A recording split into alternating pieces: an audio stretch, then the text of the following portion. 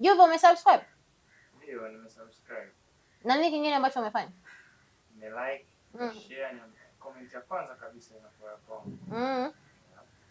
Basi mfanye kama Juve alivyofanya. YouTube channel ni Sugar na Lucy, unaweza ukaingia pale ukatafuta hiyo channel, ukasubscribe, ukabonyeza alama ya kengele upate notification, lakini pia comment, share, like. Lakini kwenye comment ni muhimu sana kwa sisi kupata feedback kutoka kwako. Sugar na Lucy and I am Lucy John Bosco. Karibuni sana. This is another episode. Leo nipo na mgeni. Huyu mgeni kwangu mimi ni kaka, mshikaji, rafiki. Hivi rafiki na mshikaji vinaendana ama rafiki ni peke yake na mshikaji peke yake? Vinaweza vikaendana, define na wewe unavyotaka tu kusema kwamba rafiki nani, mshikaji wangu, mshikaji kivipi. Sasa ni rafiki yangu, kaka yangu au mshikaji wangu au vyote? Vyote vinaenda. Haya. Niko na vyote. Niko na vyote kwangu kwa maana ya kaka, rafiki, mshikaji. Mimi namjua kwa majina hayo mawili, Ostaz.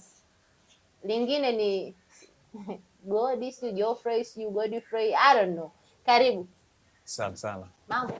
Mambo fresh, Mungu mwema. Karibu kwenye Sugar na Lucy, hivi ndivyo tunavyoishi. Jitambulishe, mimi nakujua lakini kuna wengine hawakujua.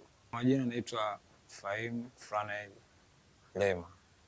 Lakini kuna wanaojua kwa jina la Godi na hii Fahim ni jina ambalo limekuja baada ya mimi kusilimu kutoka kwa Mkristo kuja kwa Muislamu. Mwanzo nilikuwa naitwa God Swan.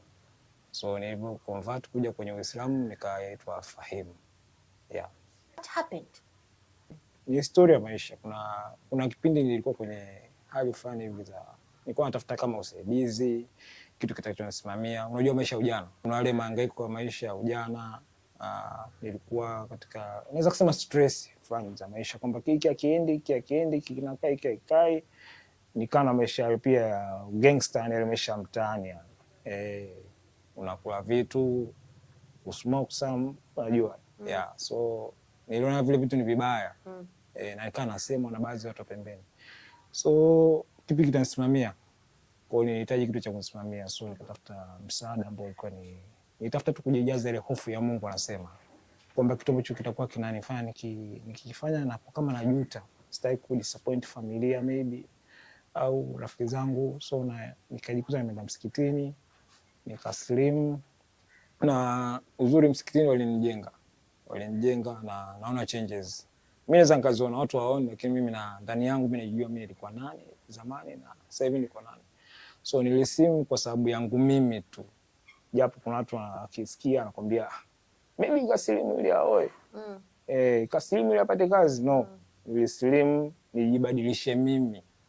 Yaani nihitaji kujibadilisha mimi na nilimkaribisha Mungu, nikawa na ile hofu ya Mungu. So kuna baadhi ya vitu niliviacha kwa sababu katika maisha kutaka kubadilisha tabia, unataka kubadilisha mfumo mzima wa maisha. Kuna mfumo wa maisha ukibadilisha na tabia nyingine zinabadilika. So nilibadilisha mfumo na baadhi ya tabia zikaanza kubadilika moja moja. Yeah. Kwa hiyo ndio ilisababisha mimi kutoka Christian kuja kwenye Uislamu, kwa sababu niliamini Uislamu ni dini ambayo itanisimamia na itanisaidia mimi kufika napotaka. Kwanza niambie kuhusu ukuaji wako. Shule ulimaliza, uliishia kidato ama darasa ama chuo?